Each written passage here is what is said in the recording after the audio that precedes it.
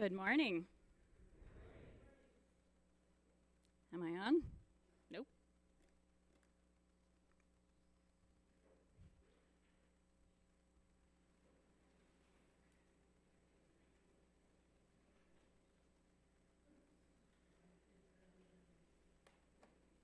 Good morning.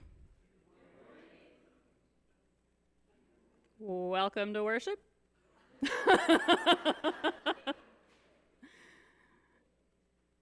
You want to bring me a handheld or something? Oh, there, now I'm on. Okay, all right.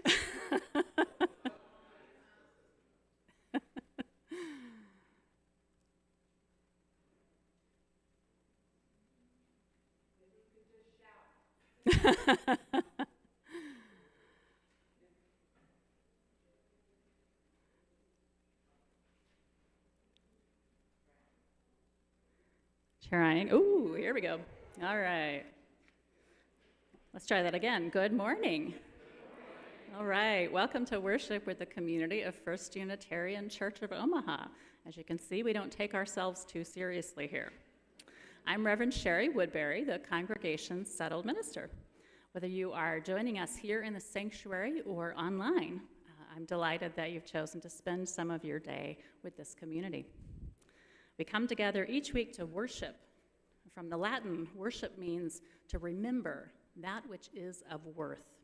And so we gather weekly to reground ourselves in our highest values. A special welcome to visitors. This congregation is a community of all ages and abilities. It is a community with a rainbow of gender and sexual identities. It's a community of diverse cultural and class backgrounds. We draw from many sources of inspiration and share common liberal religious values. Whoever you may be, we invite you to bring your whole self into this space. Visitors are invited to fill out a visitor form. If you're here in the pews, it's a yellow form in the hymnal racks. If you're online, you'll find a link to an online form below the service description on YouTube. All are invited as well to subscribe to our YouTube channel and other social media, and I encourage you to share things that touch you with other people that you think might get some inspiration or some growth or something they need from those messages. I have a couple of announcements. If you haven't poked your head into the nursery lately, you might want to do that when you go down for coffee hour. The walls are beautifully painted, the floor is in, and it looks great. And we could really use some volunteers after the service today to help move all of the furniture and toys from the common room back into the nursery where it belongs. And then we'll have all things in their rightful place. So thank you if you can pitch in and help out with what we think is the final move of items back and forth from the nursery. We also have First Steps today. That's for any visitors who are curious to learn more about our church. You can join our membership coordinator, Melissa Gibson, just waving very friendly in the back there. This is a short, informal meeting where you can get to know a bit more about First Unitarian, the UU denomination, and can ask questions and just get to know some other new folks here at the church. So that'll be in the Merit Lounge, which when you go out this door past the piano is in the corner, and it has the comfy couches. And that'll be starting about 10 minutes after the service ends. So you have a chance to run down and get some coffee if you want before you pop back up for First Steps.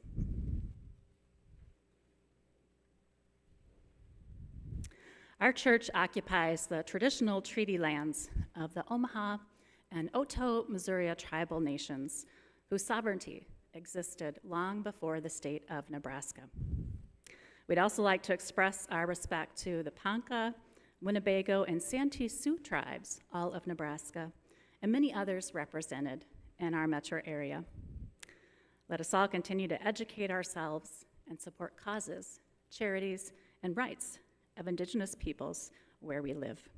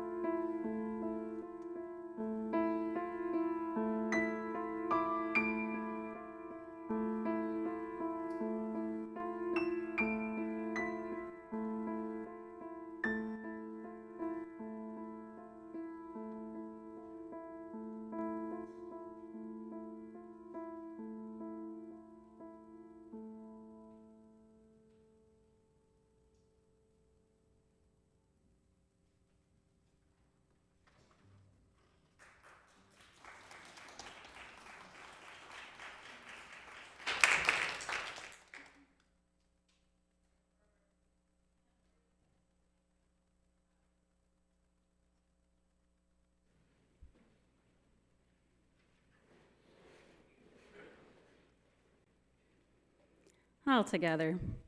Spark of the Spirit, cupped in earth's embrace, light of love, alive in all creation.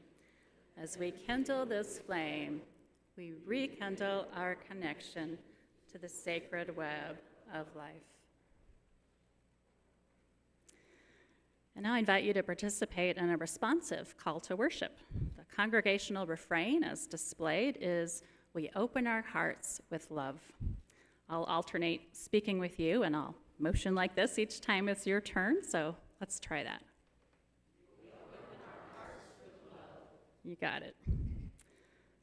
When the world's violence shatters the joy of a moment, we pause and reach out for the hands that remain. We open our hearts with love. When despair rises as a monster from the deep and drags down one of our own, our answer is that we open our hearts with love. When hatred and anger rage and fire and suffering, we bend to pick up the wounded, to bind up ourselves, and we open our hearts with love. When fear whispers, "Build more gates, add more locks, the blessed are those who defend themselves," we rock those fears to sleep and let them rest as we open our hearts with love. People will do unspeakably cruel and horrible things. We know this fact. We live and die this daily all around the world, in every community and every wasteland. But we know the answer is found only with one action, and so we open our hearts with love. Hatred never ceases by hatred, but by love alone can be healed. This is the truth we affirm.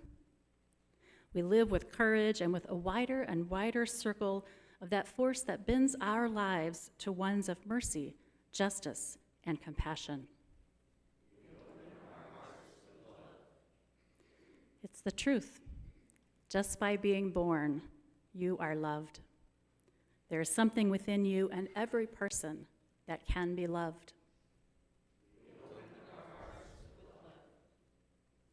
From this day forward, as individuals and as a community, this shall be our practice. This shall be our response to every new, old, heartbreaking event. Yes, we open our hearts with love. Amen. I invite you to rise if that feels good in your body and join in number 6, just as long as I have breath.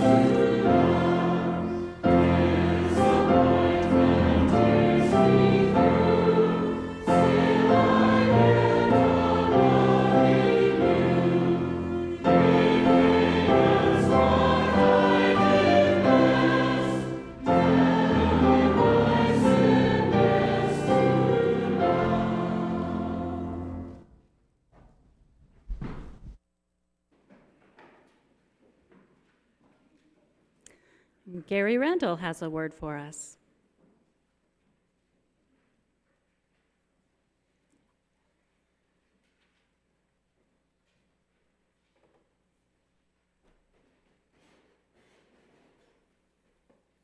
Good morning. You're going, uh-oh, he's the guy that's asking for money. And for that, I apologize, but not for what we need it for and what we need to use it for. This is the final Sunday for our stewardship campaign. And we still are missing a large number of pledges from families and individuals that are members of the church and who have pledged in the past. And we ask that if you've lost track of the records that we sent you, to be able to send it in, or if you need some help figuring out how to do that, please contact the church, and Melissa could help you, or she can contact me, and I will call you, and we'll figure out how to get that taken care of. It seems like all we've talked about this year has been money. And that's because, obviously, the stewardship campaign is needed every year to keep things going, to pay the utilities, to pay the salaries, to pay for insurance, and all the things it takes to have this church exist financially. And then we had the capital campaign in order to try to maintain and restore this beautiful building. And I don't know if any of you noticed or not, but if you came in the side door over here, you may have seen one of the finials that fell off the roof recently this week. So that'll tell you we really do need to get these things taken care of. And we can do it only through your help. And you're extremely generous. And you've been generous for years. And I want to compliment you on that. And this church isn't that big a church, but it still takes a lot of money to keep it going. So, if you can find your way clear to contribute to the annual campaign, I appreciate the fact that, if you have questions, you can call me, we can talk about it, but we need another $275,000. Now, some of that has already been paid, but that's the total amount from the members of the church that comes in every year within the budget. So, if you have questions, contact me, contact Walt. We can help you with anything that you have questions about. If you are concerned about some issues with regard to the church and want more information about it, we can provide you with that. Walt's the guy that knows everything. So, this is the last Sunday we're talking about pledges, and we still have quite a few that we need to have sent in. So if you hadn't had a chance to take a look at that yet, please consider it. And send it to Walt, send it to the church. We'll get it taken care of. And we truly appreciate your generosity. Thank you.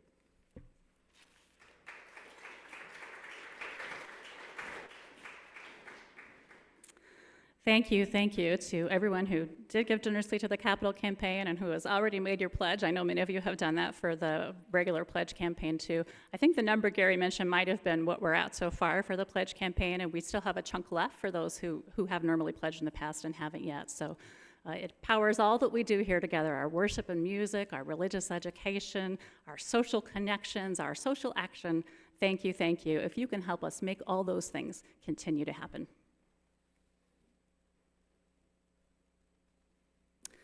Each week, we practice sharing with others through a community offering. Half of the undesignated gifts go to a local cause which resonates with Unitarian Universalist values. If you're online or prefer to give with your smartphone, you can use the QR code or link. For the month of April, our Share the Plate partner is NAMI, National Alliance on Mental Illness. NAMI is a grassroots organization dedicated to education, support, and advocacy with anyone whose life has been touched by mental illness. Thank you for donating as you're able.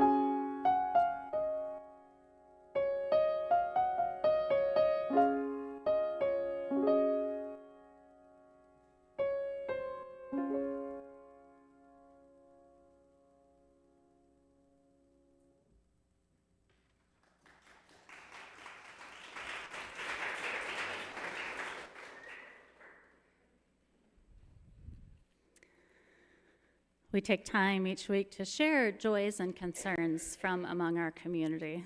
This gives us a chance to lift each other up with the happy things and to offer one another support with those things that are more challenging in our lives. I've got a couple here, and then I believe Colin will have several as well. A concern is that Douglas Lewer-Gear was hospitalized for 4 days. He was just released yesterday. This was for a fall and a persistent ear infection.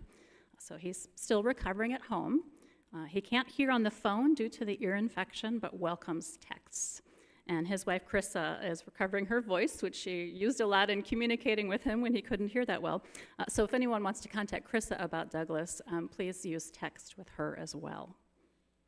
Our healing thoughts go to Douglas as he continues his recovery. And a joy, this is mine and probably shared by some other folks here. It was wonderful to be with thousands of defenders of democracy at the Hands Off Democracy rally here in Omaha yesterday. It gave me more courage and hope, as well as a number of calls to action from speakers to follow up on. You may notice a few photos of some of our folks kind of sprinkled throughout the service today. Hope it's okay to have you up there, Kira and Jay. And I brought a couple of my posters from the rally too, which I think fit in actually with today's message as well as with what we were all up to yesterday.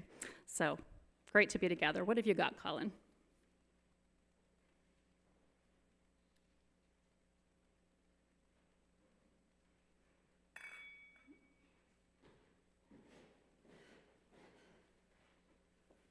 Along the same vein of what she was just talking about, from Mark Leskatoff, saying thanks to everyone who helped make the Hands Off rally, Hands Off rally for democracy, a huge success. Now that your elected officials have your attention, tell your Nebraska state senator to vote no on LB3, winner take all for presidential elections. It is up for a vote this Tuesday. From Kindness Brian, saying, I think that I got accepted into Langara College in Vancouver, British Columbia. If I have, I'd be set to start in the fall in their theater production program.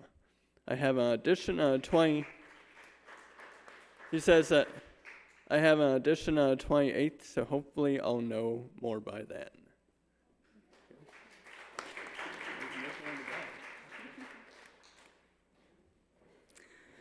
As always, we're sad to see loved ones go, but we're so excited for you, Kindness, that this opportunity is opening up.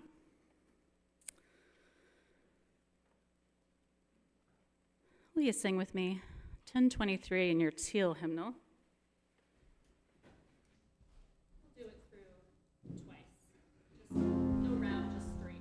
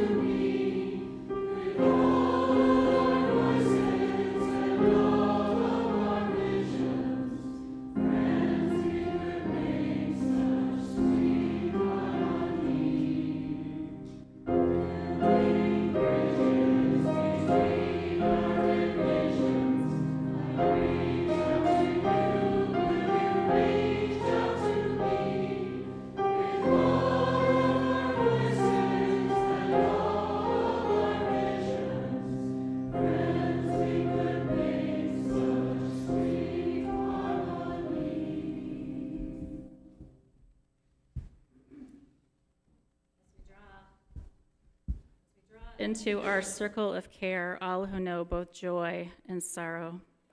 I invite you to enter a time of contemplation. You may want to check that your spine is straight, make your body comfortable. Perhaps start with a big breath if that feels good to you. I'll begin with a common prayer before we enter a time of shared silence. I'll end the period of silence with the sound of the bell.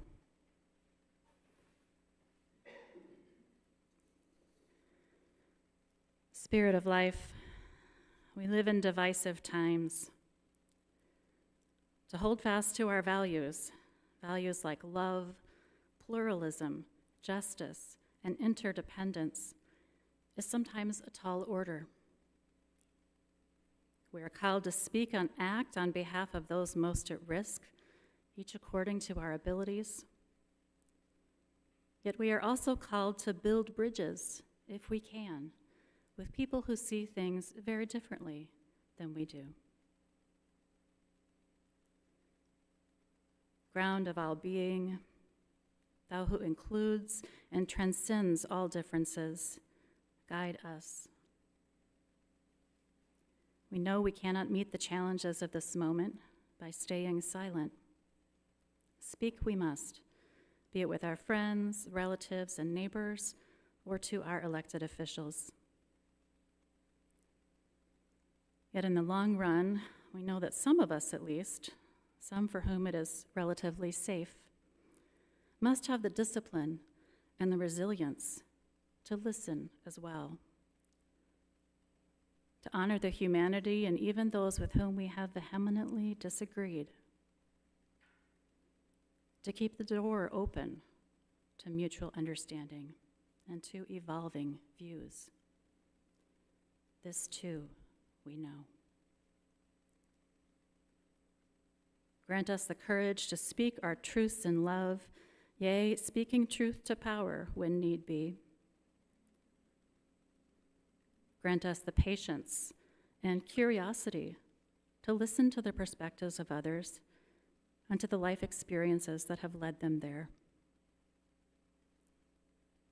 Grant us the insight and perseverance to find the shared values far beneath our apparent differences.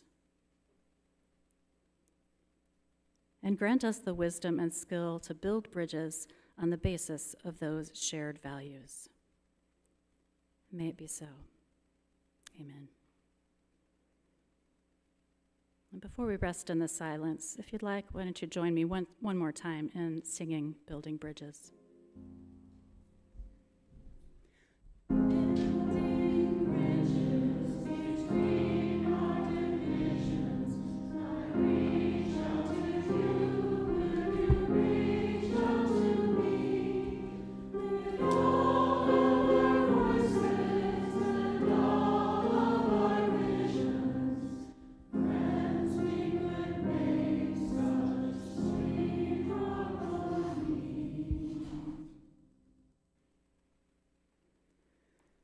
Time of silence for your own prayer or meditation.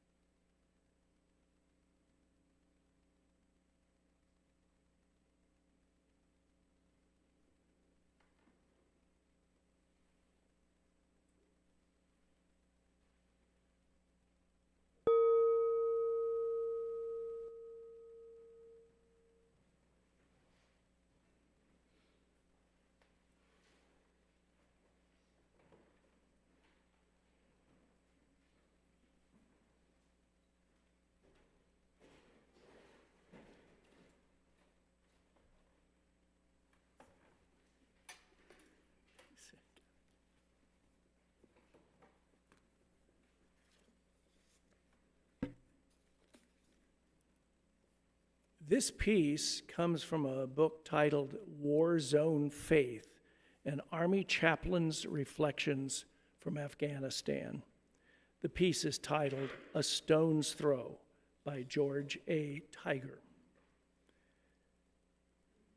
As I ride through Kandahar City's Subdistrict 9, I see a naked, dust-covered kid playing along the road.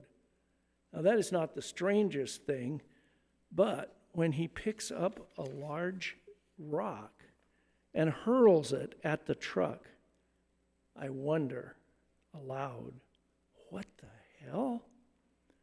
Who lets their kid run around naked throwing rocks? What kind of place is this? Years of war and violence have produced a perversely unique system where hurling rocks at others is a legitimate sport. It is easy to become cynical, even contemptuous, of those kids who throw rocks. However, we must not allow our anger to numb our compassion. In a place like this, compassion for a dirty rock-throwing kid is all that keeps us human. If our entire world, from our first breaths, was a closely circumscribed existence defined by poverty, war, death, dirt, and dust, how would we perceive the world around us? How different would we be?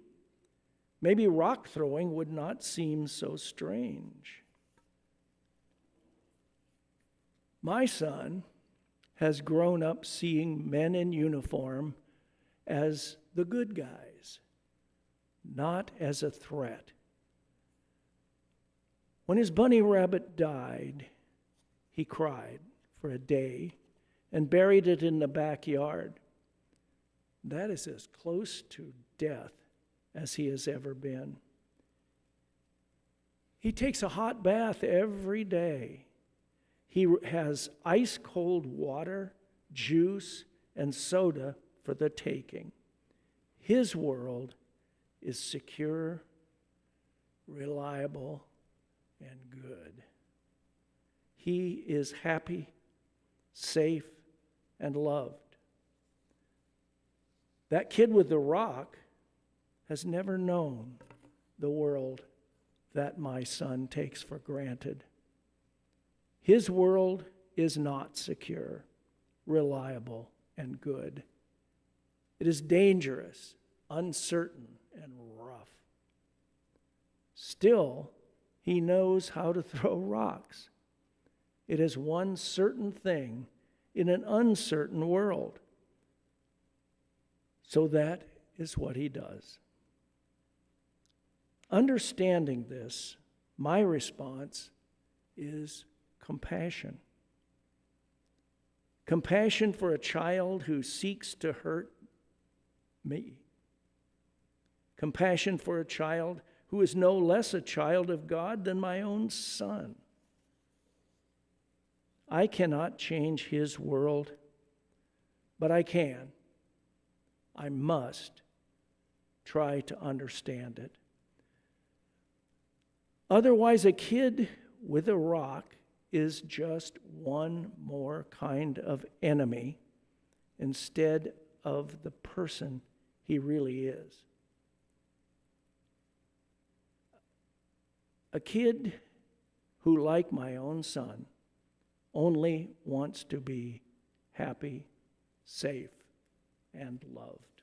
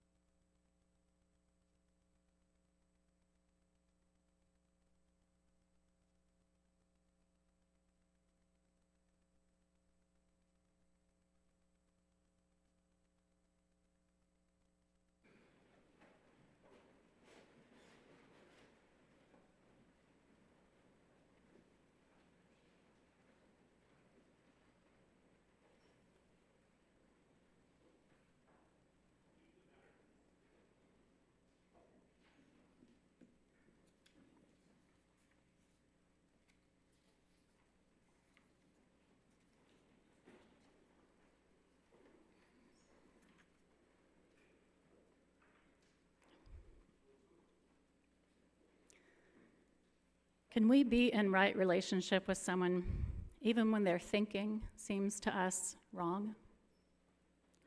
Their past decisions truly harmful? I'm not talking about distant oligarchs, but people in our everyday lives. Can we imagine ourselves into the life experience of another person and not judge them harshly or write them off? In our reading, Major Reverend Tiger displayed a depth of compassion and a clarity of vision about the larger context that produced the rock-throwing child. Of course, it is easier to extend such open caring to a child in the midst of war who has learned to throw rocks than with, say, those who may seem to be political enemies here at home. I'm not suggesting there's no cause for fear.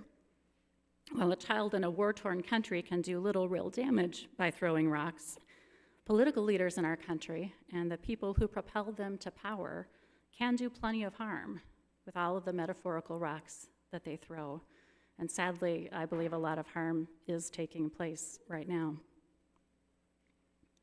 This morning, I share a sermon with you that a handful of people here may recognize. It was my pre-candidating sermon when I was in the process of possibly becoming your minister 5 years ago. In fact, I first gave it in fall of 2016. I chose to share it with all of you this morning because it feels timely now, too, when things have gotten even more dire in our country. And when many people are, I suspect, beginning to wake up to the reality that they've been lied to and manipulated by some of the highest leaders in the land. Now, as someone who's been conned myself before and didn't realize it for a long time, I have some empathy for people who suddenly realize that they've been betrayed. If many people do wake up and smell the oligarchy, well, that presents an opportunity to rebuild the frayed fabric of American civic life, to heal the divisions that have been so artfully played out and played up this past 8+ years. And that in turn would help put our nation in the best position not only to try to undo the recent damage, but to rebuild our democratic culture for the long haul. In the process, we as individuals have tremendous opportunities for personal growth, spiritual growth. Not by saying, I told you so, even if that's tempting, but by being mature as spiritual beings, as friends and neighbors. So what I share today might challenge you a bit. Are you ready to be stretched? Sure. Okay, all right. Our children are watching how all of us are acting during this particularly divisive time in U.S. history, and we adults must fix this. And we cannot do it if we allow ourselves to be baited into the same kind of reactivity and anger and dismissal of whole groups of people that has been used to manipulate so many of our neighbors. For some of us at times, it may feel equally challenging that we cannot fix the division by simply avoiding political subjects.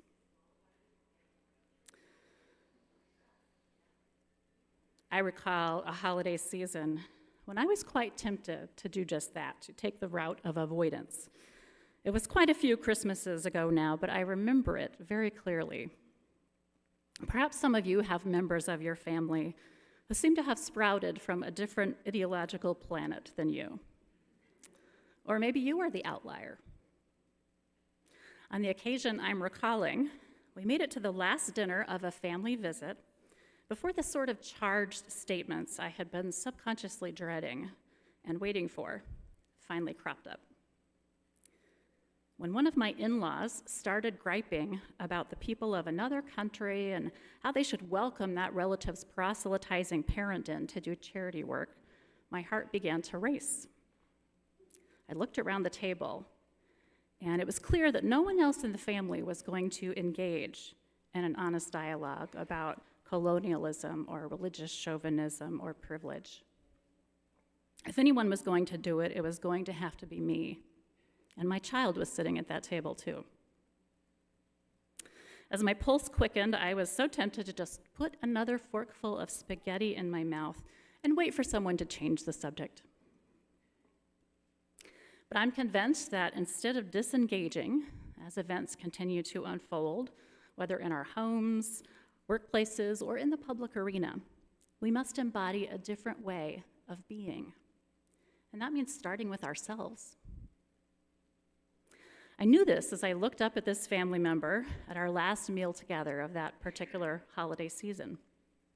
As troubling to me as her remarks was the agitation I could feel welling up in me. Have you had this experience? When someone makes a statement that is to you provocative, my thinking suddenly felt clouded, my blood pressure surely shot up, and I had to make a point of breathing deeply as I decided how I might respond. I didn't want to lash out or make the sort of assumptions about this relative that I felt they were making about other people. I needed to offer myself some loving kindness before I could wade into a fraught conversation.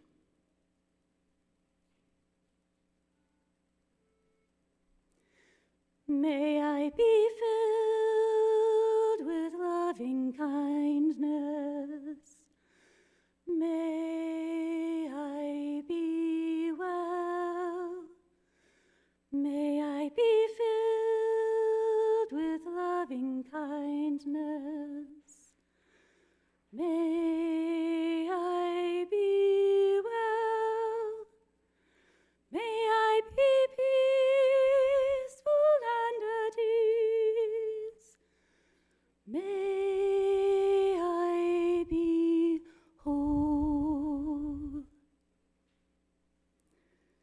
We can model a different way of being by grounding ourselves in loving kindness. And to borrow a phrase from the Buddhist writer Pema Chodron, we can model a different way of being by not biting the hook. Not biting the hook. Can you picture a fish in a pond startled by a dangerous gleaming hook that has just appeared, cold-blooded heart beating faster, ready to attack the silver stranger? But the angry fish who bites the hook will only hurt itself.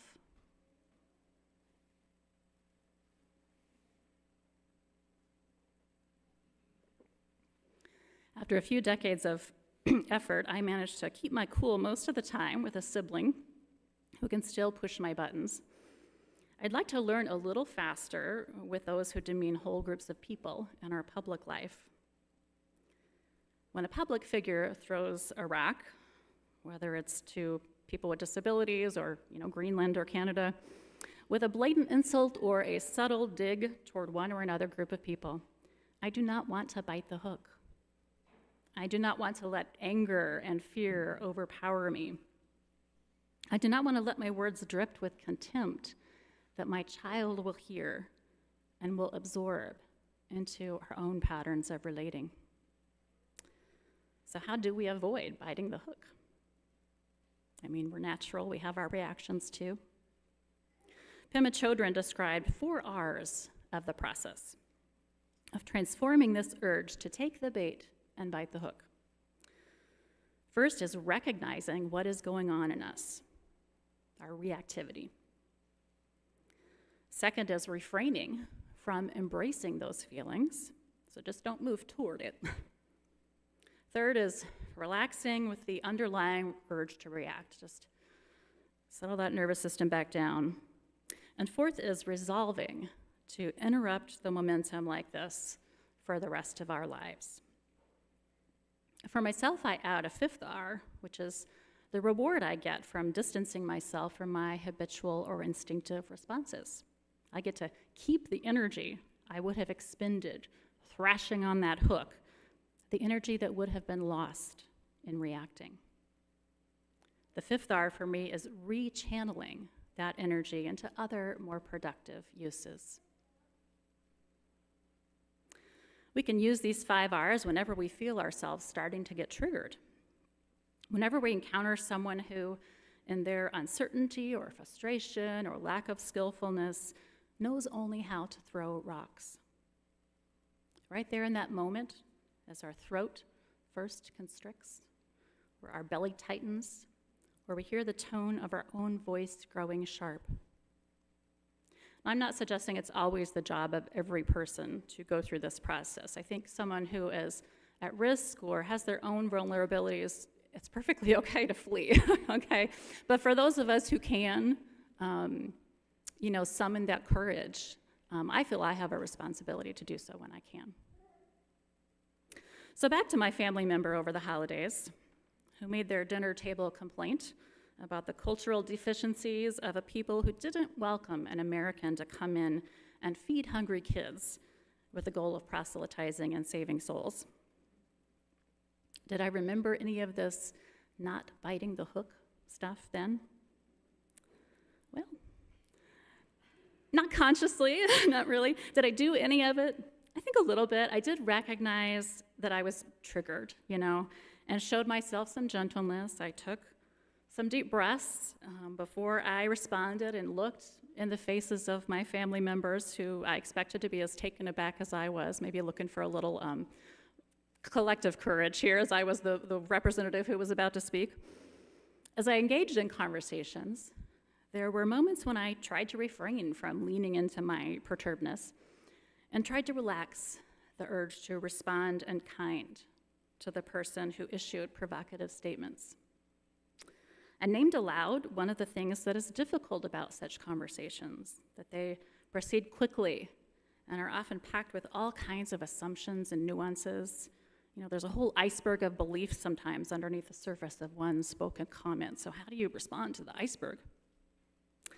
One of my conversation partners, it was me, an in-law, and their spouse, acknowledged this iceberg metaphor as a valid one. So we had a little shared understanding there. I could see ways I was actively refraining from thrashing on the hook, or trying to. I and the two other conversation partners agreed that one thing we valued in common in our democratic society is that we can discuss our different opinions and perspectives openly. Yet hearing each other speak is not the same as listening to understand. I observed in that moment that the conversation felt a bit futile to me because I wasn't sure that understanding each other better was a shared goal.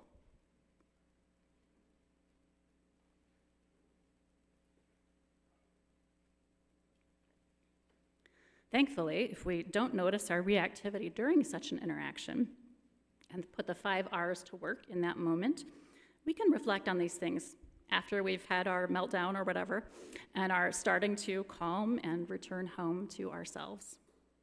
Then we can breathe into it and offer our agitated self a good helping of loving kindness.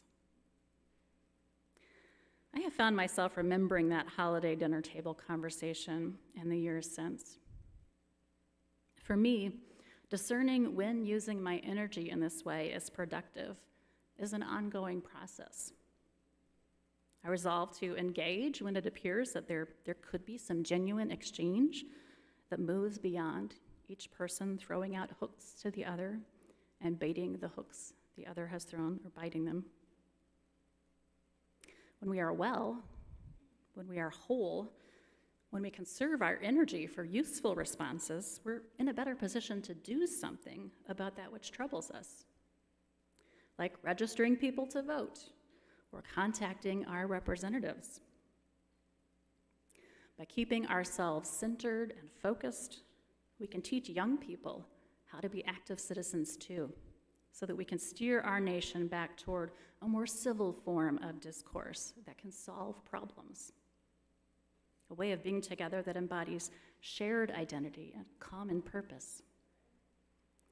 Where other people are not divided up into categories of friends and foes, people like me and scary others, but where each person is seen whole and brought into our circle of loving kindness.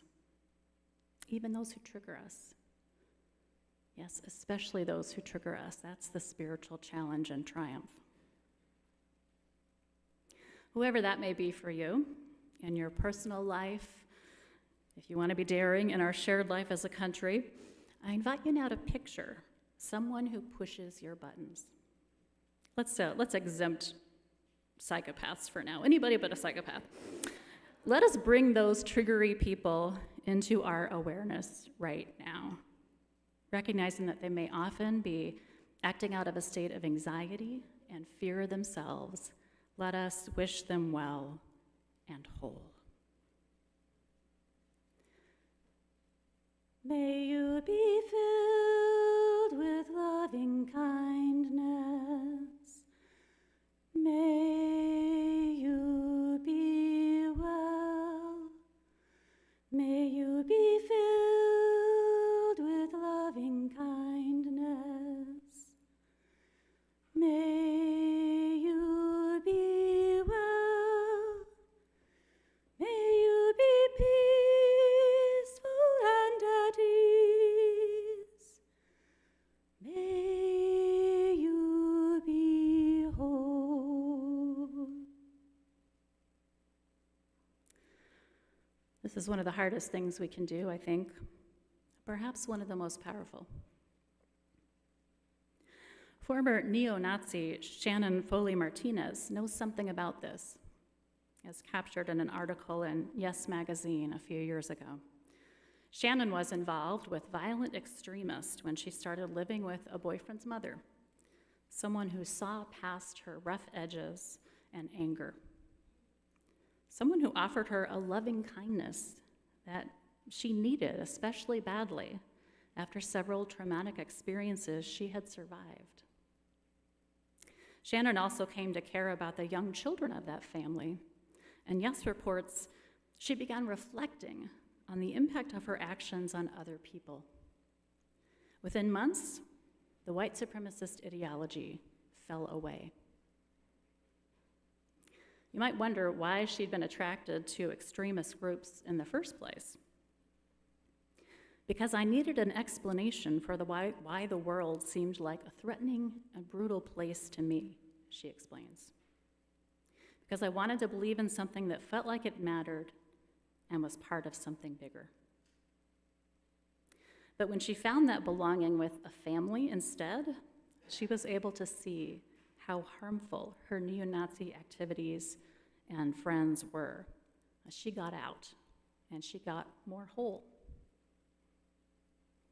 Later, Shannon began reaching out to people still active in violent extremism. Her aim is to de-radicalize them and help them get out too. She's learned that argument is not the way to change people's minds. Instead, she listens for the emotional needs that draw people to extremism. Each of the people she has worked with has had unhealed trauma. And then she helps people find new resources, behaviors, and networks outside extremist groups to meet those needs.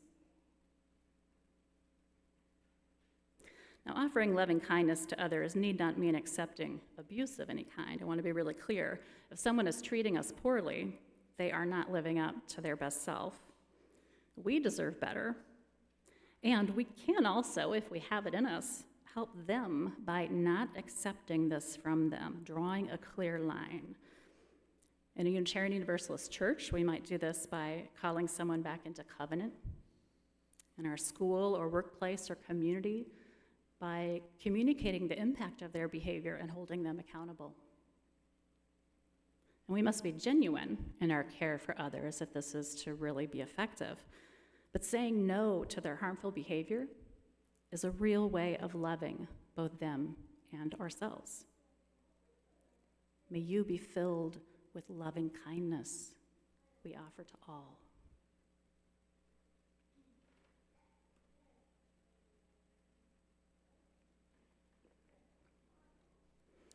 Another familiar type of discussion occurred during my visit from family over the holidays. I wonder if you can identify with this one.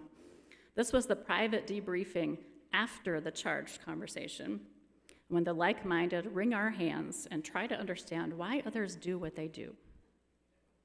I might ask, how could I and my sibling, raised by the same parents in the same environment, have turned out with such different worldviews? Another family member of mine is haunted by the perennial question of why people support ideas that, to his mind, go against their own apparent self-interest. Well, as we hashed it out over the holiday leftovers, a few of my family members came to the conclusion that most people are doing the best they know how. And there's always a logic to others' choices, even if it's not evident to us. Like the rock-throwing child in Kandahar, we all want to be happy, safe, and loved. Like alienated people who get drawn into extremist groups, we all have a deep need to belong. When I remember this, I find it easier to offer goodwill to everyone, including those who have made very different choices than mine in the past. May we be filled with loving kindness. May we be well. May we be filled with loving kindness. May we be well. May we be peaceful and at ease. May we be whole. Parker Palmer, the Quaker writer and sociologist, offers a helpful framework for how to move beyond all that might separate us and live into this we. To bridge the political divide that has become entrenched in this nation, he says, we need to stop thinking in terms of us and them and recognize that the divide itself is a shared problem. There are issues on which broad social consensus exists, but we don't hear much about those ideas. Instead, we've been taught to demonize people whose life experience and worldviews are different than our own. We've been conditioned to bite every hook. To move past this, Palmer says, we must learn to rest in the tension of the different points of view that we and others hold. We need to be able to be in direct conversation with people whose views differ from ours, and to come to such conversations not with the goal of winning them over to our understanding, but first and foremost, of being in right relationship with that person. Palmer describes a stance of respecting the other person and being genuinely interested in why they think as they do. What about that person's life experience led them to their understanding? Now, bringing such open curiosity does not mean you have to agree with what you hear. If we've been practicing loving kindness both for ourselves and for others, we'll be better able to hold the tension in such conversations. And we may be more grounded for those moments when it's necessary to tell another person that they have said something that deeply troubles us. What is the biggest division in America today? Palmer makes the case that it's not between red and blue or black and blue, nor between the radical and moderate wings of any party, but, quote, between people who are completely cynical about our whole political process and their role in it, and those who maintain hope for democracy and for the possibility of being a good citizen. Our discussions with others are most likely to be productive, he says, if we engage with people who fall in that second category, those who still believe in the potential of our democracy and are willing to work for it. I saw a lot of those people yesterday. Palmer also emphasizes that one of our greatest points of influence is our children, who are keenly paying attention to us. They notice whether we wish others well or are prone to bite the hook. Let us teach them by our words and our example how to live with respect and loving kindness for all. I invite you to sing with me this time with the words on the slide, if you'd like.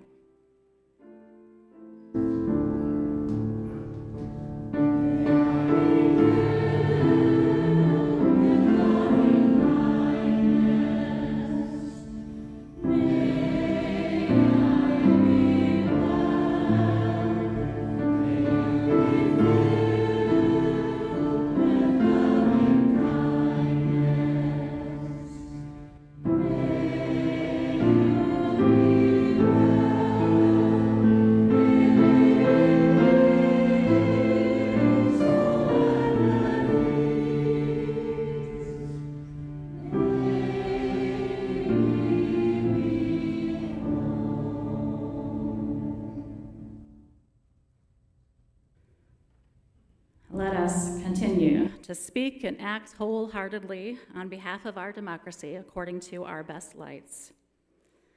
And let us also take time to build bridges as we have those opportunities, so that we can welcome back into the community of friends and neighbors everyone who is willing to work in good faith to perfect our union.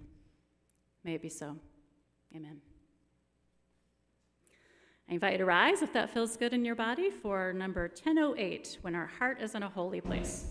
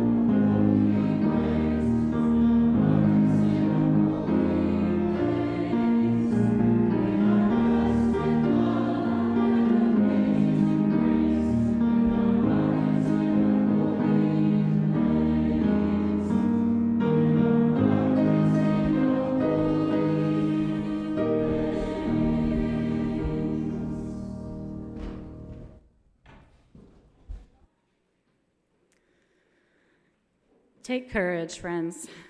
The way is often hard, the path is never clear, and the stakes are very high. But take courage, for deep down there is another truth. You are not alone.